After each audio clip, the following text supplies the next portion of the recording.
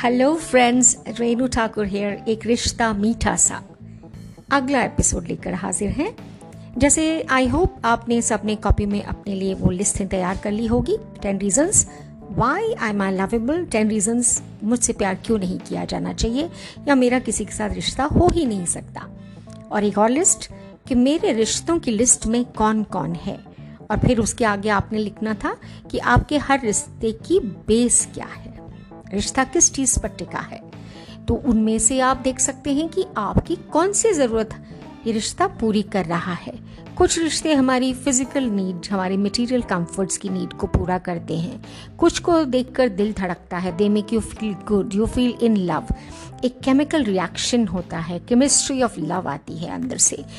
You feel very euphoric, they feel you very loved, they make you feel very safe. या जिनके साथ आपको रह के लगता है कि अब आपको डरने की कोई ज़रूरत नहीं है, वो आपकी स्ट्रेंथ है। एक ऐसे रिश्ते भी होते हैं।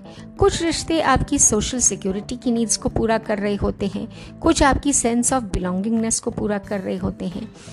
कुछ ऐसे होते हैं जो आपको अपनी बात कह देने की खिड़की खोलने की इजाज़त दे देते हैं। You feel safe to express yourself with them. और कुछ रिश्ते ऐसे होते हैं जहाँ पर आपको लगता है आप इंटेलेक्चुअल बातें कर सकते हैं, उनके साथ मिलके अपने ब्लूप्रिंट्स बता सकते हैं, उन्हें अपना सब कुछ बता सकते हैं and they will not make fun of you. और कुछ रिश्ते ऐसे होते हैं जो आपको लगता है अजनबी तुम जाने पहचाने से लगते हो, मेरे सोलमेट, ऐसा लगता है कि हम दो जिस्म एक आत्मा हो गए हैं। आपके साथ रहकर मुझे समय का पता ही नहीं चलता है, और तो और मुझे खाने पीने का भी होश नहीं रहता। तो आपके रिश्तों की लिस्ट जो आपने बनाई है उसे आप देख लीजिए। और अब मैं आगे चलती हूँ कि रिश्तों की शेप हमने देख ली कि हमको किसी की ज़रूरत होती है, किसी भी तरह के रिश्तों की जो ज़रूरत होती है वो हमने देखी। अब हम देखते हैं कि हर रिश्ता जो है उसके सक्सेसफुल होने के पीछे, कि वो रिश्ता देर तक टिका रहे, खूबसूरती से टिका रहे, मीठा सा बना रहे, तो हम उस रिश्ते को, खट्टा मीठा रिश्ता भी हो सकता है, करारा सा रिश्ता भी हो सकता है, मसालेदार जायकेदार रिश्ता भी हो सकता है। आपको जैसा टेस्ट पसंद हो, आपका रिश्ता बिल्कुल वैसा हो, तो उसके लिए आपको पहले ये जानना होगा कि आपको टेस्ट कौन सा पसंद है रिश्ते का, है ना। तो जायका आपके रिश्तों का आपकी पसंद पे निर्भर करता है। आप पहले एक लिस्ट बनाइए कि मेरे रिश्तों की शर्त क्या है, मुझे कौन व्यक्ति अच्छा लगता है, किसके साथ मेरा रिश्ता देर तक निभ सकता है। और नहीं तो भाई तुम अपनी गली हम अपनी गली, हम में नहीं निभ सकती, ये भी आप कह सकते हैं। जिंदगी आपकी है, पसंद आपकी है, रिश्ता आपका है, आप जैसा मर्जी रिश्ता चुने, लेकिन आंखें खोलकर, दिल से और दिमाग से पूछकर जरूर चुने।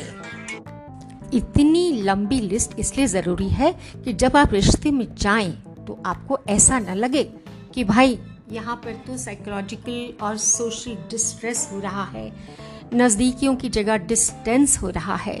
वो अपनी खुशी में खुश हैं, आप अपनी खुशी में खुश हैं। कभी आपको छोटा महसूस कराया जा रहा है, कभी आपको लोनलीनेस लगती है कि रिश्ते में रहकर भी आपको रिश्ता नहीं लगता है। कभी अपने आप को नज़रों में छोटा हो जाना चाहता है और आपको लगता है कि आप दोनों अलग अलग ही अच्छे थे, इमोशनली डाइवोर्स्ड हो सकते हैं आप दोनों। तो कभी कभी कोई रिश्ते ऐसे होते हैं जिनमें आपको लगता है कि आप पायदान बनकर रह गए, और आपको लगता है कि ऐसा रिश्ता हो जिसमें आप एक दूसरे से ऑनेस्टली बात कह सकें, है ना। तो भाई आप सोच समझकर अपने रिश्तों की नीड की लिस्ट बनाइए। Why am I attracted to this person, are we similar, are our taste similar. क्या हम एक तरह की चीजें पसंद करते हैं, नहीं पसंद कर सकते हैं, एक दूसरे की पसंद को पसंद कर सकते हैं। जो हमारा स्टेटस है, हमारी सोशल स्टैंडिंग है, क्या हमारा कल्चर मिलता है, या मैं दूसरे का कल्चर अपना सकता हूँ, सकती हूँ, या मैं अपनी सेल्फ एस्टीम के कारण उस रिश्ते को मिटा देना चाहता हूँ या चाहती हूँ क्योंकि सोशल स्टेटस नहीं मिलता है, इनिशियल अट्रैक्शन हो गया था बस, अब बात बात पे हर चीज खटकती है। और दूसरी बात यह है कि आपने ये जरूर देखना है कि मेरा जो रीजन था क्या वो अभी भी बरकरार है, और आपने उसे ढक डाला है तानों के नीचे, ताना बाना बुन के बहाना कर करके अब असली बात नहीं कह रहे। तो समझ लीजिए, जो कि मैं बोल रही थी, किसी भी रिश्ते के खड़े रहने के लिए 4 खंबे, 4 स्तंभ, there are 4 pillars of a successful relationship. जी हाँ, मीठे रिश्तों की छत पड़ती है उन 4 खंभों के ऊपर, जिनमें सबसे पहला खंभा जो है वो बहुत ज़रूरी है, दैट इज कम्युनिकेशन। एक दूसरे से क्लियर बात करना, रिस्पेक्टफुली बात करना, मीठी बात करना, उस समय झगड़ा नहीं करना।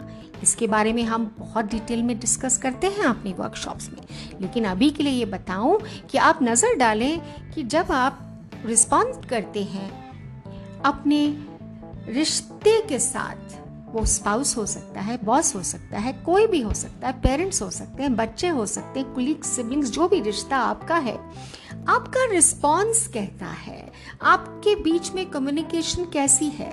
साइलेंट ट्रीटमेंट वाली है, पलट के जवाब देने वाली है कि लोग आपसे डर जाएं, इस तरह से आपका रिएक्शन होता है कि भाई चुप ही अच्छी, इससे तो बात ही न की जाए।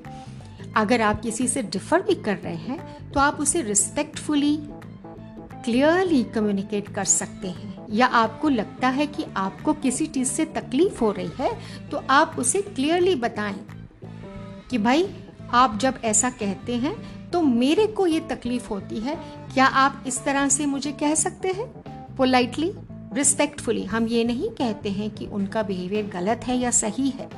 अगर गलत है तो बिहेवियर गलत है, लेकिन आप तो अपना बिहेवियर ठीक रखें, उन्हें कम्युनिकेट तो प्रॉपर्ली करें।